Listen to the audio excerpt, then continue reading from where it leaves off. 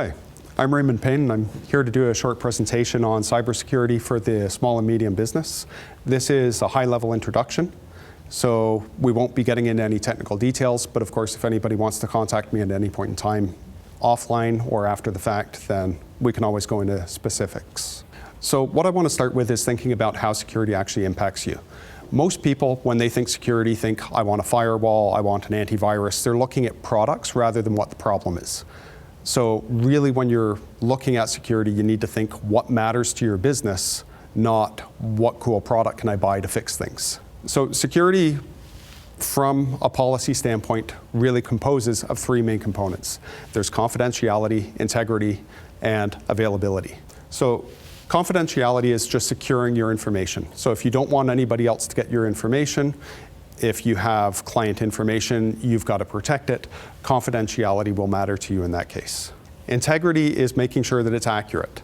The banks really care about the integrity. If somebody were to go in there and take all the money that they were owed and change it to a zero, they're in more trouble than if that balance for every customer gets exposed to the internet. The availability is the uptime. So if you're talking about something along the lines of the utilities, all they care about is availability. The hydro companies don't care if their data becomes public. They don't care if it becomes compromised. The only thing they care about is, are the lights on? So knowing what things matter determines how you're going to attack your security problems. The first things you need to consider with security is there is no silver bullet to it. There's nothing that's perfect. You're never going to be 100% secure, no matter how much you try and do to secure it. Somebody else out there will be better. When you put in a lot of security, you're going to be putting up roadblocks, not just for the people outside of your company that you want to protect it from, but you're going to be putting up the roadblocks internally. When you come up with hugely convoluted solutions that seem to fix everything, it's inherent they're going to create security risks. The more complex it is, the more moving parts there are, the harder it is to actually secure. The other thing is you never hit the end. What makes you secure enough today, next year, may or may not even be in the ballpark. The biggest thing is it's not a technology solution when you're looking at security. You need to look at it from the policy side. You need to look at what matters to your business, not what am I going to put in. So security is personal. The right solution for me is not going to be the same as the right solution for anybody else in the room unless you happen to do exactly the same thing I do with exactly the same assets. So you have to understand your business and you have to understand what matters to your business. What is the core thing that you need to protect? So today we'll go through the basic pieces of the confidentiality, the integrity, and the availability for how can you determine what you need to look at in your solutions. So we'll start with confidentiality. Confidentiality is normally within the range of your VPN, your encryption, and your access controls. So you want to prevent unauthorized access to your data. You want to make sure that nothing can be copied out. And you want to make sure that people can't actually access the data that they shouldn't have access to when they're on your system. Within integrity, you're looking at logging, auditing, and backups. So your logging is recording the events. If you want to know about the integrity, you need to understand, did something change? Who's doing what in your auditing? Should I be getting into something? And if not, you want to know it.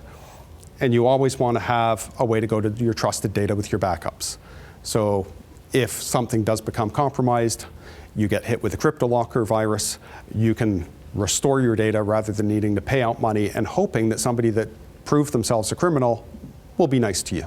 The availability is making sure your systems are up. If you've got an online business, if you provide utilities, anything along that line, you need to make sure that it's available. So your redundancy is avoiding the single points of failure. Do you have two internet connections? Do you have redundant firewalls, servers? On the firewall side, you want to keep people out. Most people think that a router is a firewall. It's not. When you go to Best Buy and you spend $100, it's not a firewall. It's just a router. Your antivirus, anti-malware, you want to keep known programs off your systems. You want to consider the various things when you're looking at your network. So you've got computers, Wi-Fi routers, firewalls, point-of-sale systems. So you want to look at what components of your technology are actually important to you. What do they connect to? What do they control? When Target was hacked and lost all of the credit card information, it was actually an air conditioning system that got hacked. So if you're not connected to anything, that's fantastic. Everything is connected now. You pull into your driveway, your car can connect to your Wi-Fi network if you've got a new car. So there's many more access points than most people think. With your customers, employees, contractors, vendors, what do they have access to? If I have somebody coming into my network working on something, I come into your office, what can I do? Do you know who I'm sharing any information with? Am I copying anything out? Do I have the passwords that give me much more access? Do you really want to give somebody an administrator right to come in and set up a new Wi-Fi router? The most important one is the procedures and policies. You have to think about what matters to your business and how you operate your business, how people that interact with the system are protecting it. This is where something like Know Before is handy in the fact that it'll actually train your users to not be attacked. They'll understand the social engineering aspects of things, and they work as a better line of defense that way. Within your solutions, everything is kind of a trade-off. So you can have high security, high usability, high cost effectiveness. You can't get all three. It's kind of like the project management. These are your three choices, pick two. When you're looking at picking a solution, you have to understand what assets you want to protect to begin with. If you don't understand what matters to your business, both in procedure, in the value to your business, and in the technology it's using, it's impossible to protect. That's when you start looking at what matters on the confidentiality, integrity, and availability. It's pointless to protect something that doesn't actually impact your business. You're going to waste time, you're going to waste resources, you're not going to get anything out of it.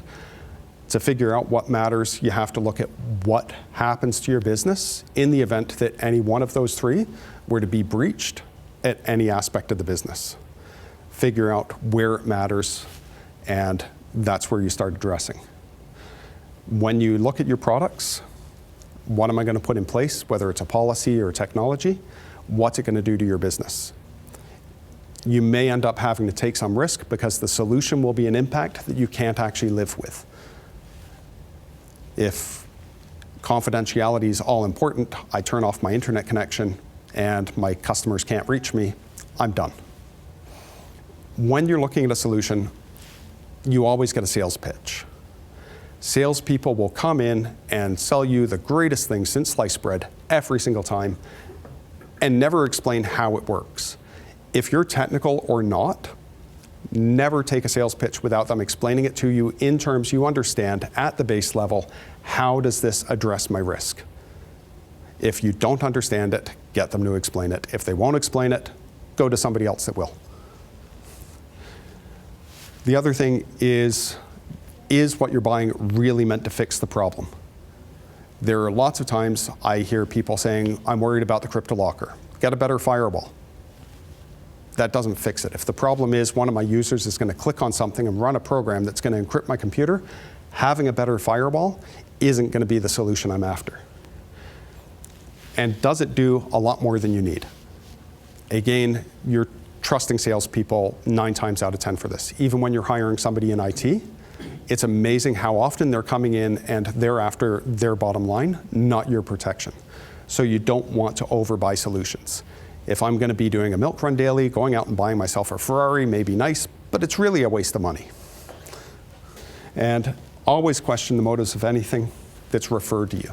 So there's a product I suggest for most people because it's very affordable, the Know Before.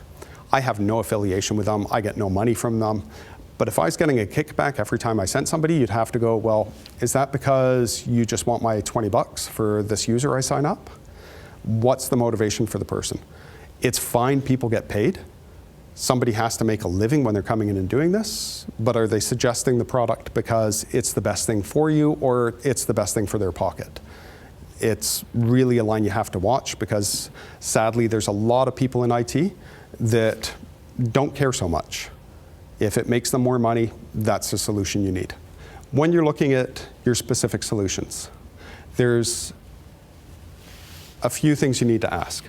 First off, what is the problem or concern you're trying to address? What's important for the solution to you? What if you already tried? If you've tried things already and it hasn't worked, going out and buying something that does effectively the exact same thing is not a smart move. When you're sharing information, never share too much, especially if you're at the point of, I've got this problem. If you go out and give details of your network, of how to access it, where your vulnerabilities are, it really is I'm over here, it's not going to be good for you. It's good, especially if it's online forums. People go online. You can find these forums, technical forums. People post their problems in just absolutely phenomenal detail. And then they never get hacked. But if you don't have something that monitors your intrusion, you don't know. They could get hacked. They just have no idea. Most systems out there have been hacked anyway.